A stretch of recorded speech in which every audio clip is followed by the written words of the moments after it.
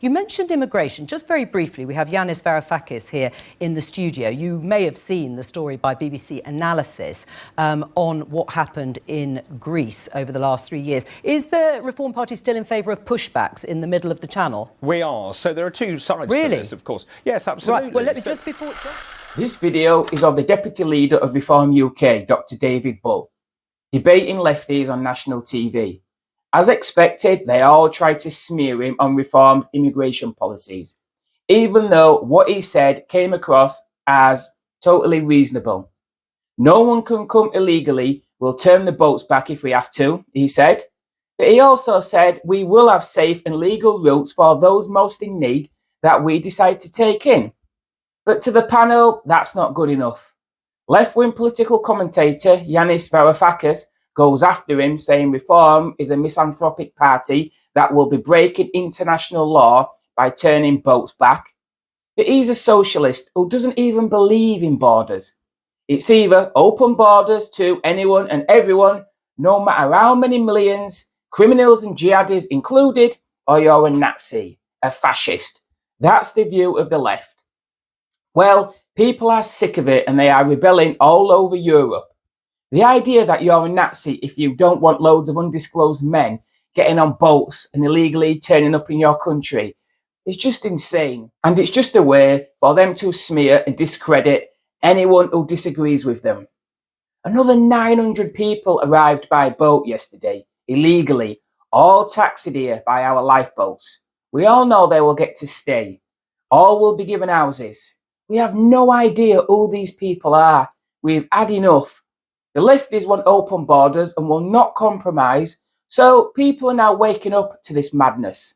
I don't normally vote. I don't normally care about politics enough to vote, unlike the far left who live and breathe it. But this time I think I'll have to vote Reform.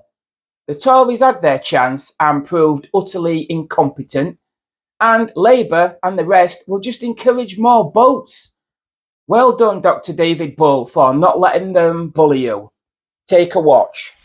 Yes. You mentioned immigration. Just very briefly, we have Yanis Varoufakis here in the studio. You may have seen the story by BBC Analysis on what happened in Greece over the last 3 years. Is the Reform Party still in favour of pushbacks in the middle of the channel? We are. So there are two sides to this, of course. Yes, absolutely. Right. Well, let me just before you answer, just to say that, of course, BBC Analysis has shown that actually that has resulted in Greece's territorial waters in 40 or so people drowning as a result. They deny it, the Greek Coast Guard, but as a result of pushbacks. And that's a policy you want to pursue. Look, no one should die as a result of having tough border control. The whole point about this is we declare a national security threat.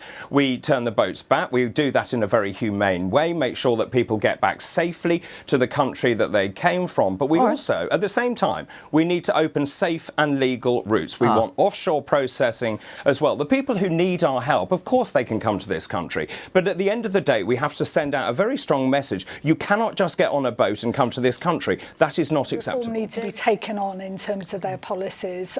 You know, these are Donald Trump fanboys. And a clear demarcation and a division of society between the wealthy white Christians and the brown people who will be pushed back. By the way, David, what you advocated there is that the United Kingdom of Great Britain and Northern Ireland violates international law on 2 counts. Yes, you did, David, and you're going to hear me out on this. Firstly, pushbacks are against the international law of the sea. If you don't know that, you're a doctor, you're not an international lawyer, check it out. And secondly, by denying people the right to seek asylum and treating them as illegal asylum seekers, you are violating every vestige of international law regarding refugees. But generally speaking, allow me just complete my Yeah, but I must let David come my great fear, you know what my great fear is? That the Tories are going to fade the way they're fading, and that if the Reform Party are smart enough, as smart as Meloni was or Orbán was, that you may end up with a Labour Party that frustrates the expectations of the people who voted in. And then you're going to end up with an alliance between a rump of the Tory parties, the worst part, the most misanthropic part, with Reform.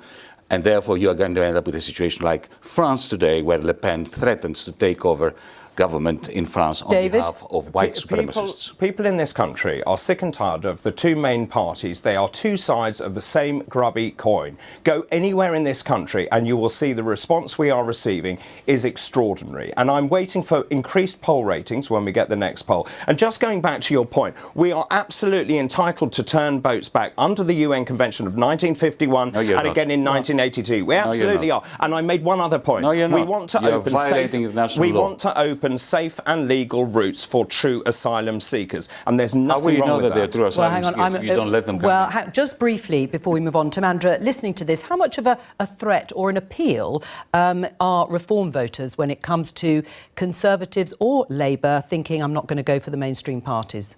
Well, I think it's probably right to say that a lot of voters are disillusioned with both the major parties and looking for something different. I mean, for me, I did have a quick look at the draft contract. Well done. And I had to take issue with my stats head on with the immigration part, because there's a lot of quotes of immigration figures of numbers coming in rather than net migration figures, so that inflates them somewhat. But leaving that aside, there are some other policies that I think will appeal to people, especially people who are small businesses or lower income families. I can see there are a lot of policies that will appeal. But I have to say, I think the left has to take some responsibility here, because the left has had many years to actually offer working people and low income families something that as a better alternative and some better vision of the future. And the left, as far as I can see, has failed. You look all across Europe, and right-wing parties are coming to power. And what has the left offered ordinary people in Europe for some years? They've offered them green policies, which, as far as ordinary people can see, has tended to lower their standard of living. They've offered them a series of ideological things that, oh no, you should support this and you should support that, and very little tangible improvement in their lives and the lives of their children. Well, it's time